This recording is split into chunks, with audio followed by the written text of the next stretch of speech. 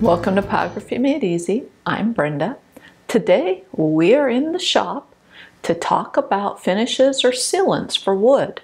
This is a subject I get a lot of questions on, so I'm hoping that this video will be really helpful. So first off, I get asked, do I have to? No, but you should. The important thing with providing a finish or a sealant to the wood is that it provides a barrier. It keeps the moisture levels constant. When it gets really muggy and hot out, the wood can swell, and when it's dry, it's going to shrink. What will happen is the wood will start bowing, or it will get cracks on it, especially at the ends. And providing a sealant is going to protect the wood from doing that. Plus, it will protect against handling and dirt and grime from people touching it. You know, we all have oils on our hands and there's dust in the air. So it just protects the artwork and mostly it protects the wood. So there's a couple guidelines you should follow when applying your finish. First of all, it should be in a warm environment. The room should be about 70 degrees. If it gets too cold or too warm, it's going to affect how the finish cures and sets up. Also, apply at least 3 coats of finish on all surfaces of the board, including if you have a board that has bark on the edges, you put it on the bark. It will help the bark stay adhered to the wood. Also, make sure the room is well ventilated. Most of these finishes have a pretty strong aroma. They're not good for you to be breathing in. And the last thing is never mix your finishes. If you start out with a polycrylic, you finish with a polyacrylic. Also, don't dip your brush in the can. You can contaminate it. Pour a small amount into another container and use that to apply the finish. The next thing I want to cover is using a Sprayon or a Brushon finish. Either one will work. I mean, there's no huge advantage to one or the other. I mean, the Sprayon is more convenient, but it's also more expensive. This is going to cost about $10 and it's going to cover about 3 to 4 art projects. Whereas this gallon jar costs around $30 and it's going to cover 20 projects. So between my artwork and Todd's woodworking, we go through a lot of finish. So it's more economical for us to buy it in the gallon cans than to buy the spray cans. Now I do want to mention, if you have applied color to your artwork, then you want to use a spray-on finish for the first couple coats at least. Then you can finish up with a brush-on, but just make sure they're the same type. So this is a spray-on lacquer. If I started with that, I would finish with a brush-on lacquer. So another thing I need to mention is keep in mind that while I will be showing you different brands or types of sealants, I'm not endorsing a particular brand or manufacturer. I live in a small town, so I have a limited selection of brands to choose from. You may or may not have the same issue, but that doesn't really matter. What is important is to use the right type of sealant for the project. For me, the majority of the stuff that I do is wall art, so it doesn't get handled a lot. What's important for me is that it be non-glossy or matte finish and it doesn't impart a color to the wood. So the first finish I'm going to discuss is lacquer. It provides a tough and durable finish, but it's not good in high moisture applications like coasters. It's great for artwork though.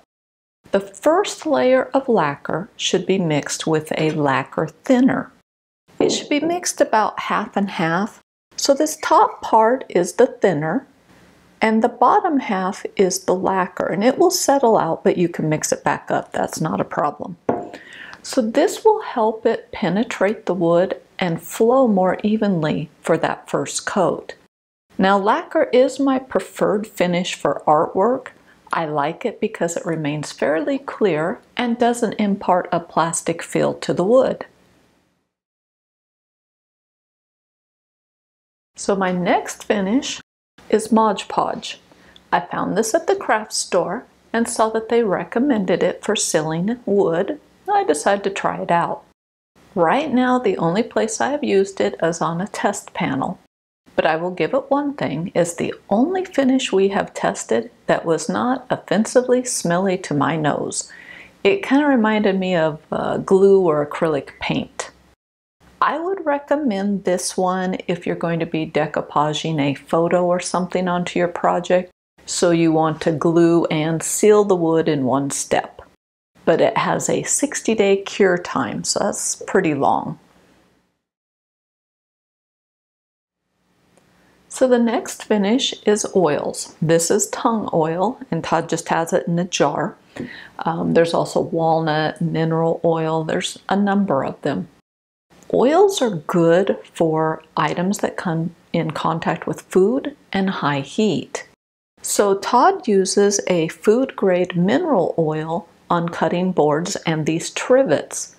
And the wonderful thing is, I have taken a pot out of the oven that was the 450-degree oven. I put it on one of these trivets, did not have any problem whatsoever. The downside is it is an oil, so dust and dirt will tend to stick to it a little bit more. But if you need something that is going to be in contact with food and high heat, the oils are the way to go. So the next finish is Polycrylic. It has become one of our favorite finishes because it's tough and water resistant. It has done very well on my test panel for remaining pale in color. The only thing I dislike about it is it imparts a plastic feel to the wood. Now this can be used for all indoor applications, and it's a great choice for coasters because it will resist the water. The manufacturer claims that it is food safe once it's fully cured, and that generally takes about 30 days. So polyurethane is the next finish. It's extremely popular. It provides a really durable, tough finish, but it does add a yellow hue to the wood, which is great in some furniture applications. It gives it a warm feel. So I would recommend it for furniture to help give it that warm tone, but personally, I don't like it on my artwork.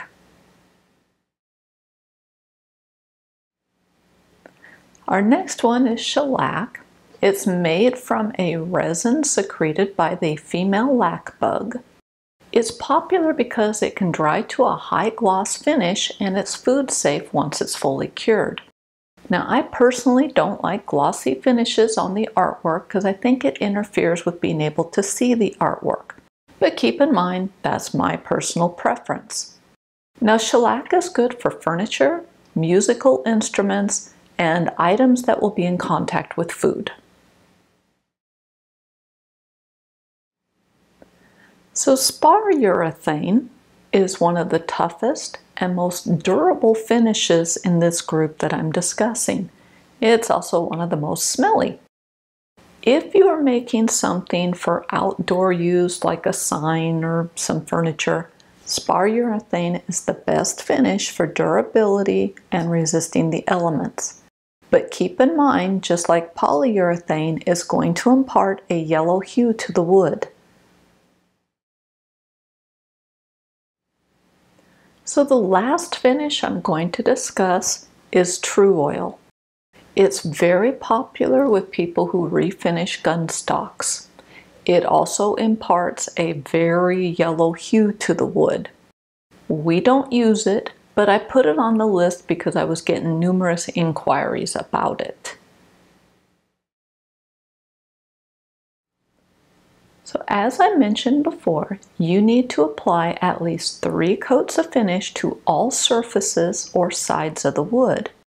And with the exception of the shellacs and oils and stuff like that, the lacquers, you will need to lightly sand the board between coats. This is super important, especially with your polycrylics and your urethanes, to have that slightly scuffed up texture on the finish, and that's going to help the next coat adhere. Without that, it's not going to bond properly. On my website, Pyrography Made Easy, I have a test panel that I update at least once per year to show how the different finishes are aging. I'll put a link to that article in the description below. Now I want to mention I don't have Spar Urethane on the test panel, but it is going to be the same color as polyurethane, maybe even a little bit darker. Well, that's it for finishes. I hope I covered the questions that you have on this subject. Thank you for watching, and I will see you next week.